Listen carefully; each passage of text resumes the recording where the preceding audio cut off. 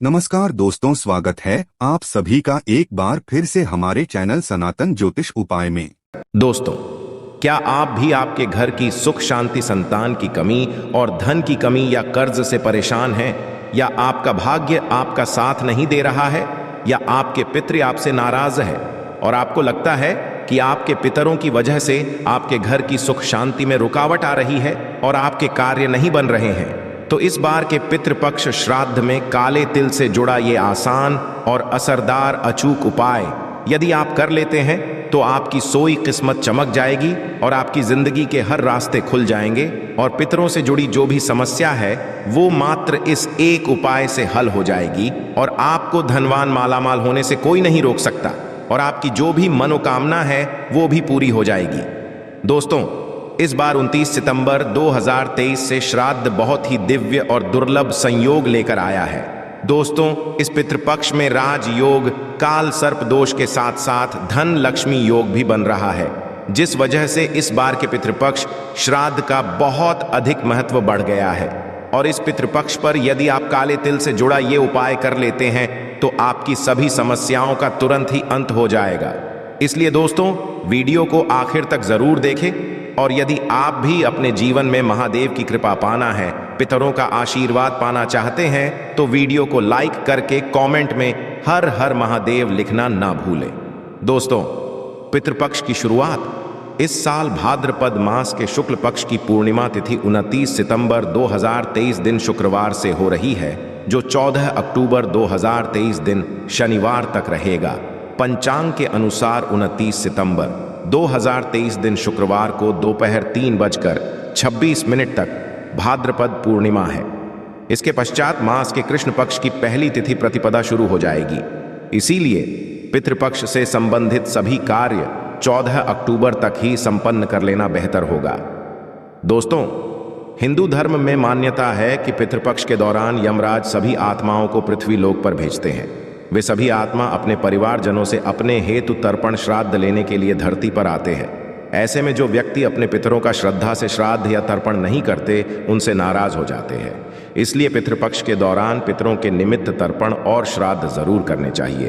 पितृपक्ष में पितरों के लिए श्राद्ध करने से परिवार के सदस्यों की तरक्की का रास्ता खुल जाता है, साथ ही पितृदोष का भी निवारण होता है।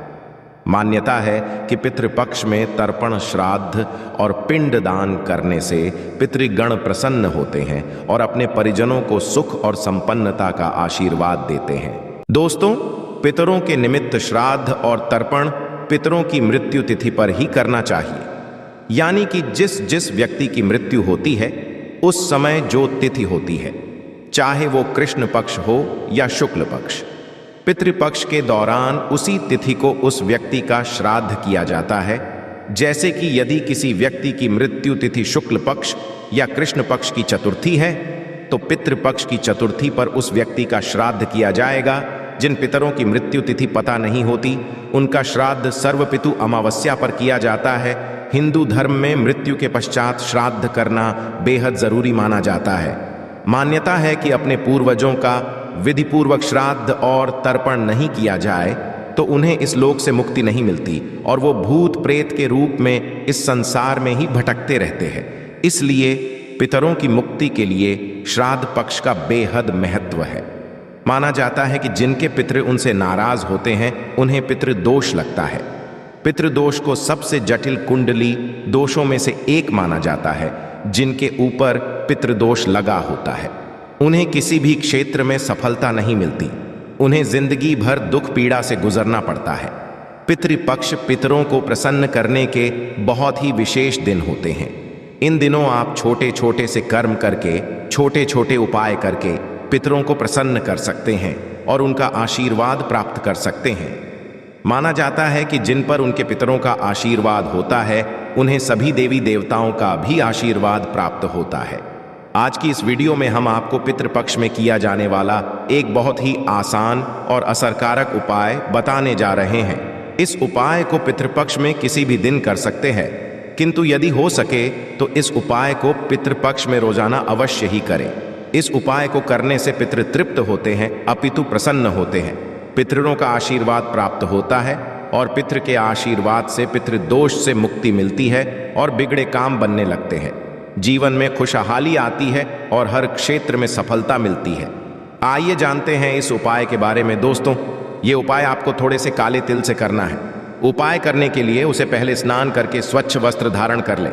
इसके पश्चात आप एक सांप लौटा लें। आप इसके लिए स्टील का, तांबे का या पीतल का लौटा ले सकते हैं।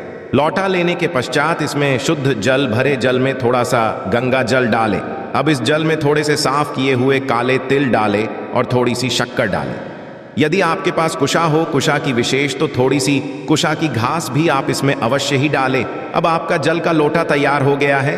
अब आप इस लोटे को किसी खुले स्थान पर लेकर जाएं, जैसे कि आप अपने आंगन में, बैल्कोनी में या छत पर लेकर जा सकते हैं। यदि घर में ऐसी जगह ना हो तो घर के आसपास कोई मंदिर हो या फिर कोई साफ खाली स्थान, मैदान पड़ा हो तो आप वहां पर जाएं। खुले स्थान पर पहुंचने के पश्चात अब आप दक्षिण दिशा की तरफ यानी कि साउथ की तरफ मुंह करके खड़े हो जाए दोस्तों। आपको ऐसे खड़ा होना है कि आपका मुख साउथ की तरफ होना चाहिए यानी कि दक्षिण की तरफ, और आपकी पीठ तर दिशा की तरफ होनी चाहिए। दोस्तों, शास्त्रों के अनुसार दक्षिण दिशा में पितृलोक है।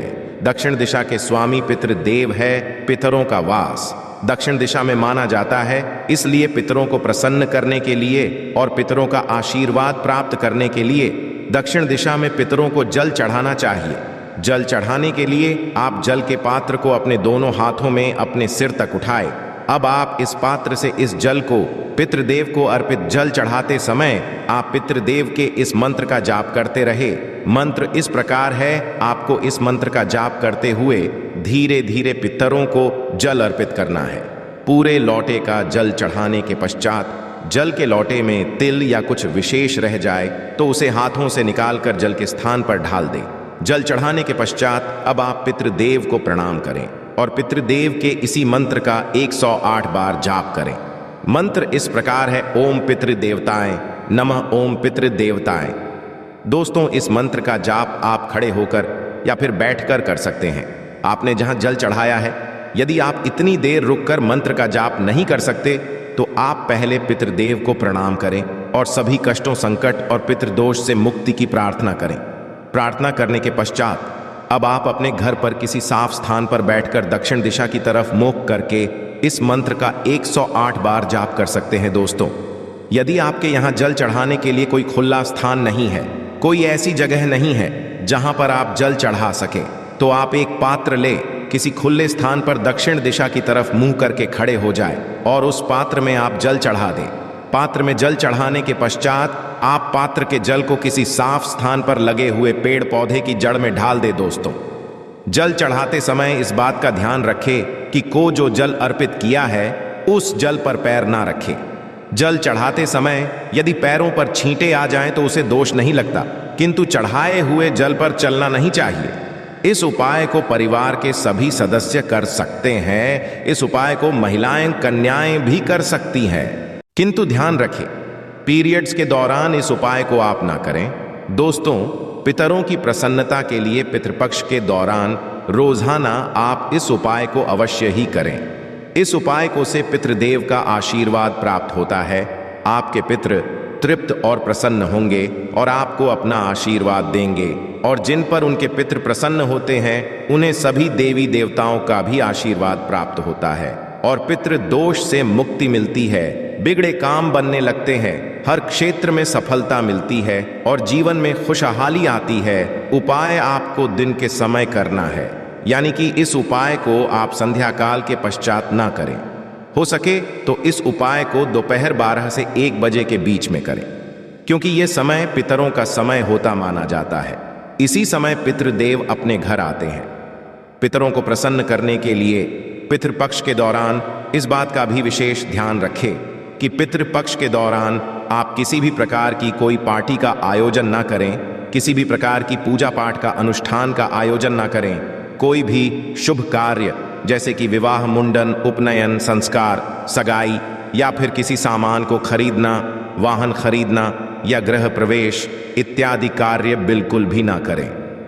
पितृपक्ष के दौरान सिर्फ अपने रोजमर्रा के कार्य आप कर सकते हैं और सामान भी ही खरीदे इस्तेमाल करें, जो आपकी रोज की जरूरत में आता हो, नए वस्त्र भूल कर भी ना खरीदे, और घर में रखे हुए पहले से कोई नए वस्त्र है जिन्हें आपने पहले नहीं पहना है तो उन वस्त्रों को भी पितृपक्ष के दौरान ना पहने। पितृपक्ष के दौरान खुशबू की चीजें, सौंदर्य प्रसाधन कम से कम इस्तेमाल करें, हो सके तो बिल्कुल भी इस्तेमाल ना करें। पितृपक्ष के दौरान मांस, मदिरा और प्याज, लहसुन से दूर रहे।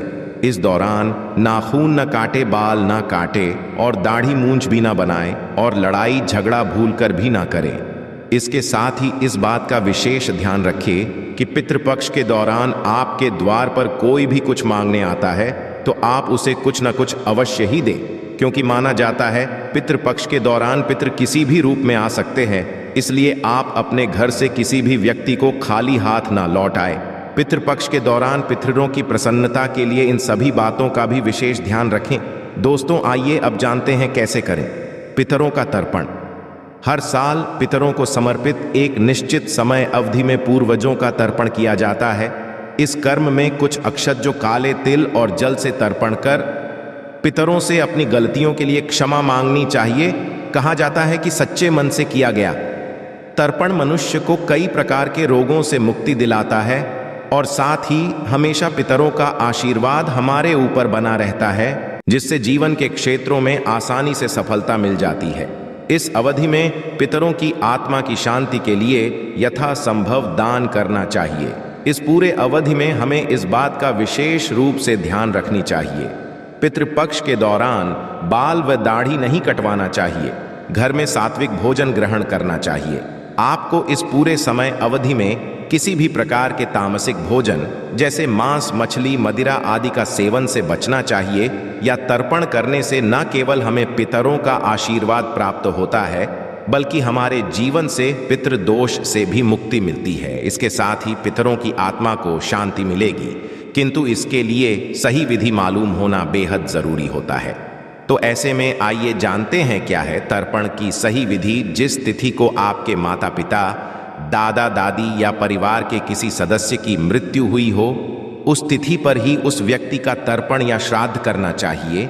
इसके लिए आपको अक्षत जौ और काला तिल का उपयोग करना चाहिए। तर्पण करने के पश्चात पितरों से प्रार्थना करनी चाहिए ताकि वे संतुष्ट होकर आपको खुशहाल रहने का आशीर्वाद दे। जब आप देवताओं के लिए तर्पण करें तो उस समय आपका मुख पूर्व दिशा की ओर होनी चाहिए। साथ ही आपके हाथ में और अक्षत भी होनी चाहिए। देवताओं के लिए तर्पण करने के पश्चात जौ और लेकर ऋषियों के लिए तर्पण करें। इसके पश्चात दक्षिण दिशा की ओर अपना मुख कर लें। जौ और से मानव तर्पण करें। सबसे अंत में दक्षिण दिशा में मुख कर लें और काले तिल व कुश से पितरों का तर्पण करें। दोस्तों, हमें पितृपक्ष में श्राद्ध कर्म करते समय पूजन सामग्री में विशेष रूप से रोली सिंदूर, छोटी सुपारी, रक्षा सूत्र, चावल, जनेऊ, कपूर, हल्दी, देसी घी, माचिस, शहद, काली तिल, तुलसी के पत्ते, पान, जौ, हवन सामग्री, गुड़, मिट्टी दिया कपास, अगरबत्ती, दही, जौ का आटा, गंगा जल, खजूर इत्यादि चीजों को अवश्य करनी चाहिए।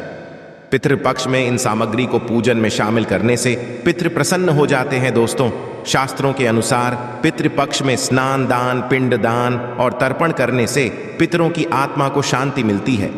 माना जाता है कि इस दौरान यदि हम गरीब, असहाय या किसी ब्राह्मण को दान करते हैं तो पितरों को इस 84 लाख योनियों से मुक्ति मिलती है।